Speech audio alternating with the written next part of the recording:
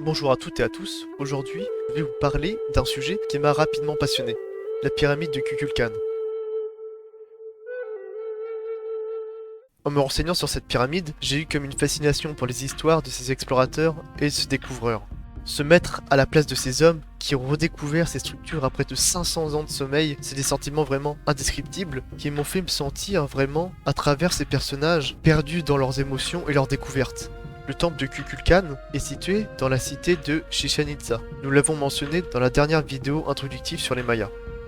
Chichén Itzá était une des plus grandes cités mayas du Yucatan, durant l'ère post-classique du Xe siècle à l'arrivée des Espagnols. Ce qui est vraiment fascinant dans cette cité, de plus de 300 hectares de superficie, donc une cité énorme, c'est sa construction rituelle autour de 5 cénotes. Les cénotes sont des puits naturels, comme des bouches immenses surgissant de la terre, qui contiennent un puits d'eau douce. Ces puits sont providentiels dans une région où l'eau potable est rare. Chichén Itzá regorge donc de structures construites autour de cénotes, mais aussi des constructions souterraines, rejoignant ces points d'eau. Le rôle de ces souterrains ne sont pas bien connus. Le mystère de rituels religieux plane toujours dans ces lieux vraiment méconnus. Bref, je vais vous parler d'un des bâtiments de cet ensemble, la pyramide de Kukulkan. C'est une pyramide à degrés construite entre 550 et 800 en l'honneur de Kukulkan, le dieu serpent à plumes. Kukulkan est décrit comme le dieu de la résurrection et de la réincarnation. Il est comparable à Quetzalcoatl dans la mythologie aztèque, et dans le même registre de détente, il symbolise aussi la fin du monde et la destruction totale d'un cycle. Souvenez-vous, la conception maya des choses était que 5 cycles se suivaient, et chacun se terminant par une destruction totale. Donc, la pyramide de 30 mètres de haut est symbole religieux, mais aussi astronomique. Aligné au nord-est, il fait face au soleil et ses marches, au nombre de 365, représentent les jours du calendrier solaire, les jours du calendrier maya. Ce bâtiment, à la chute de cet empire par d'obscures raisons et événements climatiques, a sombré pendant 500 ans dans le sommeil le plus secret. Sous la pyramide se trouve là aussi un endroit bien mystérieux. C'est un cénote sacré caché aux yeux de tous. Récemment, on y découvre encore des artefacts cachés au fond. Pour en revenir à cette histoire qui m'a passionné, en 1840, c'est le temps des grandes expéditions.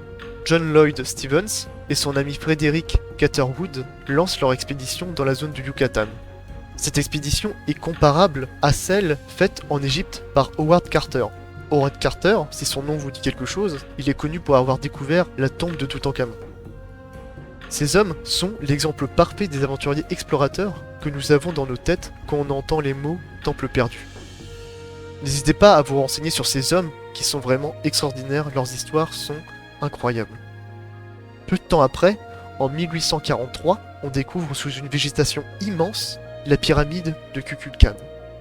John Lloyd Stephens et Frederick Catherwood découvrent pour la première fois une cité maya.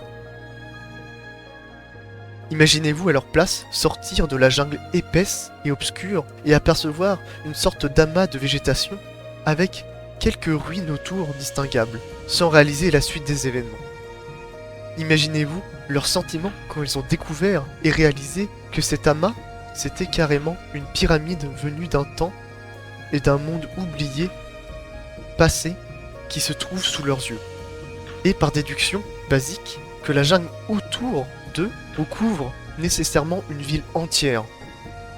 Vous êtes donc au cœur même d'une ville disparue, il y a déjà plusieurs siècles, une cité tombée, complètement dans l'oubli la plus totale. Et c'est ce sentiment-là qui me fascine. Un émerveillement dépassant tout entendement. Une découverte qui vous laisse sans voix et qui fait de vous la personne qui va lever le voile d'un épais mystère autour d'une civilisation disparue. Juste pour terminer, et pour le plaisir, je vous mets la découverte de Tikal par Alfred Maudsley. Une découverte là aussi fortuite, mais là vous voyez deux comparatifs complètement impressionnants. Les cités mayas et précolombiennes sont souvent complètement enfouies sous la végétation et leur découverte est grandiose. C'est ça qui nous anime par excitation et par passion de curiosité de découvrir ces civilisations complètement oubliées. Et ceci est une introduction à ma prochaine vidéo qui sera sur les découvertes de ces cités et l'urbanité dans ces villes disparues. Comment les trouver et sous quelle forme les trouver. Sur ce, j'espère que la vidéo vous a plu et on se retrouve prochainement pour la suite de nos sujets.